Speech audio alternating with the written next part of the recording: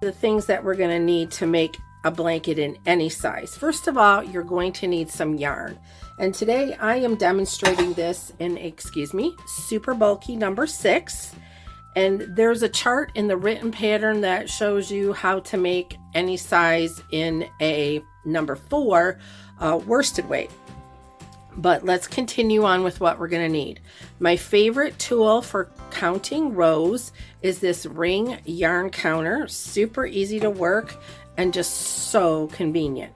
The next thing you're going to need to figure out your gauge is a gauge swatch ruler. I will leave the link to this below. It's a wooden one, so it's very sturdy, and this is in a 4x4 inch size. You're going to need, of course, a measuring tape, a bent yarn needle. I love this set. It's just so convenient that the needles fit right in this wood container. And of course, a sharp pair of scissors. All right, let's crochet. My blanket that I made is really big, so I've got it folded here so you could see it, but I'm going to show you the corner because the details are what's going to make you want to make this over and over again. First of all, this is a super simple pattern. It's very easy to do. The first 3 rows and the last 3 rows, in other words, the bottom and the top border, are just 3 rows of single crochet. Then the first 3 and the last 3 stitches are 3 single crochets. And then the meat of the body of the blanket is just a 1 row repeat of a single and double crochet, forming this beautifully textured stitch. The thing I love about this the most is that it has the borders integrated into it. In other words, when you're done with it, you're done. Just weave your tails and it's absolutely beautiful. Okay, let's get started. Okay, so the first thing that we have to do is a gauge swatch. And you should have a little tool like this. I have the link to this one below, but some people have the plastic clover ones, whatever. But you need to be able to measure a 4x4 area to determine what your gauge is, so you know how many stitches and rows that you'll need to complete your final measurement size. Here we go. Now the first row, I want you to just crochet this very loosely, and you should always do this anyway because you don't want your project to pull. And if you crochet it as you normally would with the same tension, it's going to pull. So I am going to make sure that I have enough chains to fit outside of this swatch ruler. And for me today, I wanted to demonstrate with 16 working stitches, which means that this pattern is 2 + 1. So you have to crochet in multiples of 2 and then +1 for the turning chain. So I've got 1, 2, 3, 5, 6, 7, and I'm going to crochet 17 stitches. 8, 9, 10, 11, 12, 13, 14, 15, 16, and 17. And this is going to give me more than enough so that I can see the true gauge inside this window. So as I've said, we've crocheted 17. So the first thing that we're going to want to do is we are going to want to create a row of single crochet stitches.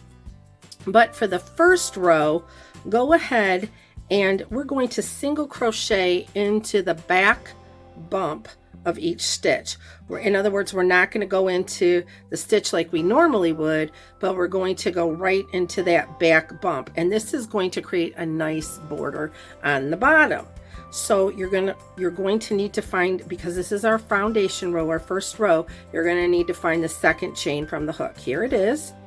And there's the first bump. That's the one that the hook is in, and then this is the second bump. So go ahead and just crochet a single crochet stitch into the back bump of each stitch. And when you're done, you should obviously have an even amount of stitches because that's the number that we're working with. We chain an odd amount because of the turning chain of the one stitch, but we need to do an even amount to work our pattern effectively.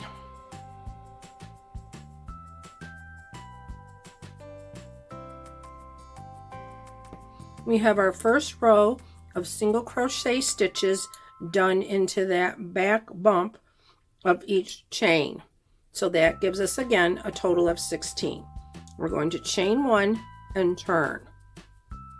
Now we are simply going to crochet a single crochet into each stitch across. Here we are at the end of row 2. We've completed our row of single crochet stitches, and we're going to turn, chain 1 and turn. Next, we're going to just repeat that. We're going to single crochet in each stitch across. Now, if you are working with a smaller yarn size and you want your border to be bigger, just adjust it yourself. Make it as tall as you want. It doesn't matter. For me, this is what I liked. I liked the border to be a little bit tighter looking than the rest of the pattern, and that just made the body stitches pop. So continue along with row 3 or whatever row you want, and then end on that last stitch in a single crochet. I'm going to chain 1 and turn. Now we have arrived at the repeat row for the body, and this is the row that you're just going to be doing over and over again. It couldn't be that easier. So the first 3 stitches, go ahead and single crochet into those stitches. So 3 single crochet. Now your pattern repeat starts here. Sorry, that's my furnace. So the first one is going to be a single crochet, and the next one is going to be a double crochet, and that's all you're going to do is just repeat those 2 stitches until you, oops, that was a half double, oh my goodness. Repeat the single and double crochet stitches until you are 3 stitches away from the end. In other words, you're going to stop right here, and because we're working over an even number of stitches, your last stitch of the body should always be a double crochet, no matter what size you're making. So we're going to continue on with this lovely pattern of just a single double crochet. We are on our last double crochet of this row because we have 3 stitches left. So go ahead and single crochet into each of those last 3 stitches.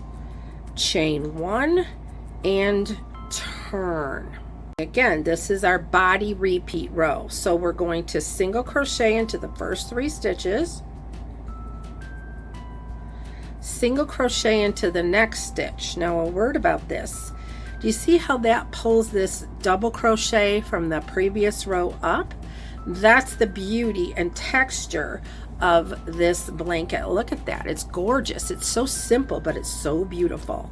And what's happening here, because the last stitch that we did of the body, not the border, but the body, we did a double crochet. So now, because we're repeating the row, we do the first 3, and that's going to be a constant going through the pattern.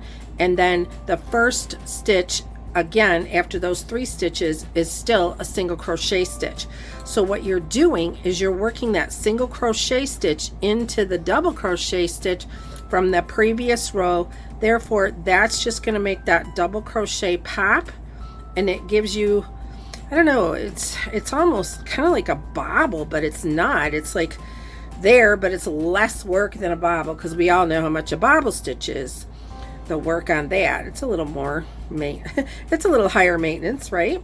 Okay, we're going to continue across with this pattern of single double until we reach stopping on that last double stitch before we reach the last 3 stitches of this row. Alrighty, now we're going to chain 1 and turn, and just repeat that row. Single crochet into the first 3 stitches, single crochet into the next stitch, double crochet, single crochet, double crochet across, and stop before the last 3 stitches.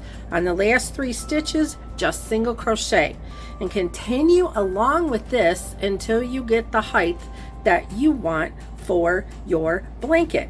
I'm going to continue along with this little gauge swatch until I get it to the point where I can show you how to calculate your gauge using, again, any yarn and any hook. I'm excited to show you how absolutely easy it is to figure out a gauge for any yarn using any hook. I have just completed a gauge swatch, and as you can see, I have enough around the frame to determine accurately my rows and stitches per 4 inches. So this, again, I said that with our pattern, we are just going to measure the single crochet, double crochet, single crochet pattern. We're not going to worry about the borders because we don't need to calculate in that. What's most important is we want to know the gauge right here. This is just not really going to determine anything. It is going to determine the height and the width. It'll be a little bit bigger than what we're calculating, but this is the easiest way to do it. Okay, so you've got your swatch, and with my swatch, mine ended up being 6 rows by 6 stitches, or 6 stitches by 6 rows. In the pattern, I include, in the written pattern, which you can get on bddpatterns.com, I include a worksheet, and this is going to show you exactly how to calculate your gauge. The first thing that you want to do is determine your rows and your stitches for this.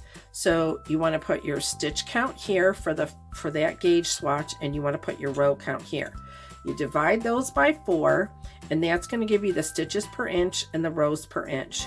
Then you take those numbers and put them over here, and then you multiply them by the desired width and the desired height, and that's going to give you the total number of stitches and rows that you need to complete your project. Right now I have a sample here. Okay, here's my sample, and this is from the blanket that I made. Again, I said I had 6 stitches and 6 rows, so I divided that by 4, and that ended up being 1.5 stitches per inch and 1.5 stitches per row. Now, don't worry, we're going to calculate these and round them up. There's not going to be a decimal point in your final numbers. All right, so I took the number of stitches and the number of rows per inch, and then I wanted a blanket that was 50 inches wide and 60 inches high. So I multiplied 1.5 times 50, and I came out with 75. But remember, the pattern is in multiples of 2. So I just upped it to 76 because that way I'll have enough stitches to complete the pattern. Then I multiplied 1.5 times 60, and that gave me 90 rows. So my final count is 76 stitches by 90 rows. And once you start calculating things like this, you're going to love it because you're like, oh my gosh, I don't even have to write stuff down. I just know that I've got 76 stitches by 90 rows and I'm done.